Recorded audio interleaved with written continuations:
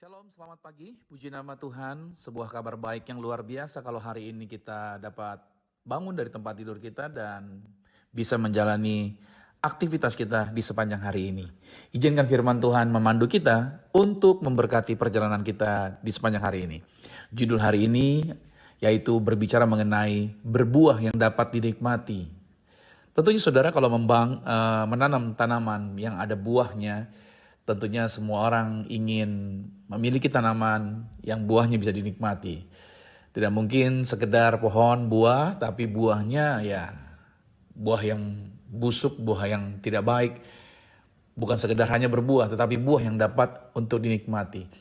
Nah, Alkitab juga mengajarkan tentang berbuah dan bagaimana panggilan Tuhan bagi anak-anak Tuhan agar buah mereka itu dapat dinikmati. Karena dalam Matius 7 ayat 20 berkata, jadi dari buahnya lah kamu akan mengenal mereka. Nah kalau kita baca dari Matius 7 ayat 15, dari mulai ayat 15 sampai dengan ayat yang ke-20, Yesus mengajarkan bahwa seorang pengikutnya dapat dikenali dari buah yang dihasilkan di dalam hidupnya. Sama seperti pohon yang menghasilkan buah yang baik, itu dikenal sebagai pohon yang baik. Jadi pohon yang baik itu dilihat dari buah yang baik. Demikian pula kehidupan kita harus menghasilkan buah yang dapat dinikmati. Buah yang memberkati orang lain dan tentunya memuliakan Tuhan. Nah hari ini kita akan merenungkan bagaimana Tuhan memanggil kita untuk berbuah. Memahami proses pertumbuhan itu dan memastikan bahwa buah yang kita hasilkan adalah buah yang manis dan buah yang berguna. Yang pertama saudara bicara mengenai berbuah itu dimulai dari benih. Ingat baik, itu semuanya dimulai dari benih. Dalam Kejadian 1 ayat 28, Tuhan memerintahkan manusia untuk beranak cucu dan bertambah banyak. Kalau dalam terjemahan King James, ini memiliki arti yang lebih dalam. Yaitu dikatakan be fruitful atau menghasilkan buah. Nah buah ini tidak hanya berbicara mengenai keturunan, tetapi juga tentang karya, tentang pelayanan, dan tentang dampak hidup kita terhadap semua orang di sekitar kita. Namun, setiap pohon besar itu selalu dimulai dari benih. Ingat baik, Tuhan tidak pernah memberkati kita itu langsung dari hal yang besar gitu, tapi dimulai dari hal yang sederhana. Karena kehidupan itu dimulai dari benih, dari hal yang sederhana, dari hal yang kecil.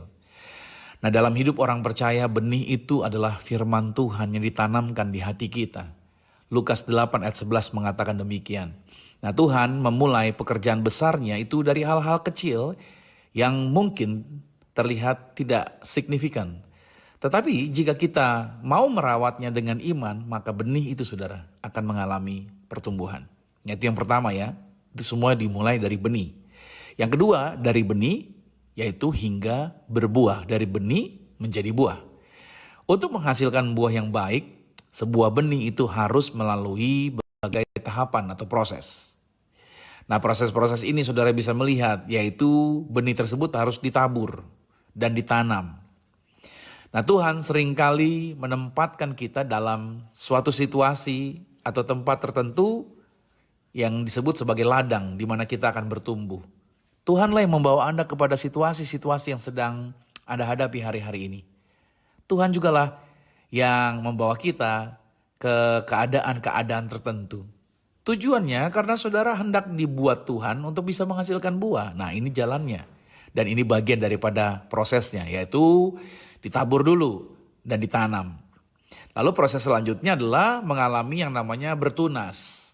Nah bicara bertunas ini mulai mengalami pertumbuhan. Ini adalah masa di mana kita mulai menghadapi tantangan di situasi yang sedang kita hadapi. Di situ kita menghadapi tantangan, kita jadi belajar sesuatu, dan kita juga menjadi lebih berkembang dari level kita yang sebelumnya. Karena pohon yang kuat, yaitu pohon yang kuat bertumbuh, itu pastinya dia melalui yang namanya angin dan badai. Itu ada sebuah proses dalam perkembangan untuk mengalami yang namanya kekuatan dan pertumbuhan. Melalui angin dan juga melalui badai. Nah lalu tahapan selanjutnya dari bertunas atau bertumbuh tadi barulah bisa menghasilkan buah. Nah setelah proses pertumbuhan, pohon akhirnya menghasilkan buah. Nah, buah ini itu mencerminkan kualitas pohon itu sendiri. Baik, buah itu mencerminkan kualitas pohon itu sendiri. Nah, dalam hidup kita, proses ini adalah bagian dari rencana Tuhan untuk memurnikan karakter kita. Kita tidak bisa berbuah secara instan. Tidak pernah saya jumpai pohon ditanam dengan cepatnya langsung menghasilkan buah secara instan. Itu diperlukan waktu. Itu dibutuhkan disiplin dan kesabaran. Nah, pelajaran yang ketiga, saudara, buahnya dapat dinikmati. Nah, itu dia. Dari benih, lalu masuk ke proses kedua, benih menuju buah. Nah, sekarang yang ketiga, buahnya dapat dinikmati. Jadi bukan sekedar tampil ada buahnya, tapi berdampak itu kehidupan kekristenan. Yesus berkata bahwa buah kita itu haruslah baik. Apa artinya buah yang baik? Yaitu buah yang baik tentunya buah yang manis. Rasanya tuh manis, artinya kehidupan kita menghasilkan kasih, menghasilkan sukacita, damai sejahtera dan kebaikan yang dapat dinikmati oleh orang lain sesuai dengan Galatia 5 ayat 22 sampai dengan 23. Ingat baik, ketika kita percaya pada Tuhan Yesus, di dalam diri kita Tuhan telah menempatkan buah roh dan itu sudah diinstal di dalam diri Anda. Dan itu bukan lagi didoakan untuk Anda maju ke hamba Tuhan, ditupang tangan untuk minta agar Anda punya buah roh. Tidak, tapi buah roh itu sudah ada di dalam diri saudara, tinggal saudara keluarkan. Dan itu yang akan dirasakan oleh orang di sekitar saudara. Dan tentunya dimulai dari Yerusalem, itu artinya dimulai dari keluarga, dari rumah di mana Anda tinggal, orang-orang terdekat Anda, Yerusalem, Yudea, Samaria, baru sampai ke ujung bumi. Nah, dampak yang berikutnya bukan hanya buah yang manis, tetapi buah yang bermanfaat atau buah yang berguna. Apapun yang kita hasilkan harus memiliki dampak positif bagi orang lain. Dan itu dapat memuliakan Tuhan. Buah yang tidak baik mungkin saja terlihat menarik dari luar, tetapi tidak memiliki manfaat yang sejati.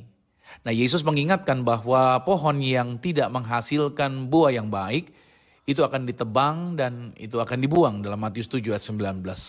Sebaliknya, Tuhan Yesus memanggil kita untuk menghasilkan buah yang berdampak, baik dalam pekerjaan kita yang sedang kita kerjakan, dalam pelayanan maupun dalam hubungan kita dengan orang lain. Nah, pelajaran yang terakhir saudara, ternyata dalam berbuah ada tantangan yang akan dihadapi. Ya, untuk menjadi pohon yang baik tentu ada tantangannya. Nah, untuk menghasilkan buah yang baik, maka kita harus menjadi pohon yang baik. Nah, pohon yang baik itu hanya bisa tumbuh dari benih yang baik, di tanah yang subur, dan tentunya dengan perawatan yang tepat. Ingat baik, berarti ada perawatan di sana. Nah, bicara mengenai benih yang baik, artinya pastikan ini dulu di dalam hidup Anda. Pastikan bahwa firman Tuhan, Alkitab, itu menjadi dasar kehidupan Anda. Bukan yang lain, bukan kata medsos, bukan kata Instagram, bukan kata Facebook, bukan kata short movie, bukan itu. Tetapi yang menjadi dasar saudara adalah firman Tuhan. Itu bicara benih yang baik. Lalu selanjutnya adalah tanah yang subur. Nah, pastikan artinya bicara tanah yang subur, hati kita mau terbuka untuk menerima firman Tuhan dan untuk bertumbuh di dalam iman. Jadi hati kita jadi tanah yang subur. Nah, itu dulu, itu yang mesti terjadi. Hati kita adalah tanah yang subur. Dan selanjutnya adalah untuk menghasilkan menjadi pohon yang baik, yaitu perawatan yang tepat. Artinya bagaimana? Tekunlah di dalam doa, bukan hanya ketika mau makan, dan mau makan. Seringkali orang Kristen berdoanya pada waktu mau makan saja. Ingat, bertekun dalam doa dalam segala sesuatu. Saudara, berdoa adalah mengucap syukur, saudara berdoa adalah berbincang-bincang dengan Tuhan. Lalu perawatan tepat juga berbicara mengenai ada pertekunan dalam firman Tuhan. Ada perenungan akan firman Tuhan, ada submission, artinya penundukan kepada firman Tuhan yang Anda baca. Anda menundukkan diri kepada firman itu dan ada persekutuan ya dengan Tuhan. Dalam pujian penyembahan di dalam kehidupan kita sehari-hari dengan Tuhan. Itu adalah cara kita menjaga atau merawat untuk memiliki pertumbuhan rohani yang baik, saudara. Nah, tantangan-tantangan lainnya tentunya adalah kalau kita punya tanaman untuk menjadi pohon yang baik, tentunya ada hama di situ. Hama itu dapat merusak buah. Apa saja yang dapat merusak buah? Ego kita, dosa, itu juga bisa menghambat dan merusak buah. Atau kita mengalami kelelahan karena kita terlalu sibuk dengan hal-hal yang tidak Tuhan ajarkan. Terlalu sibuk dengan hal-hal yang tidak Tuhan perintahkan. Nah, saudara, kita harus waspada dan menyerahkan setiap proses kepada Tuhan. Sebagai pemilik daripada kebun yang setia dan Dia telah merawat kita. Untuk itu saudara, Tuhan memanggil kita untuk menghasilkan buah yang dapat dinikmati. Buah itu tidak hanya untuk kita sendiri, tetapi juga untuk menjadi berkat bagi orang lain.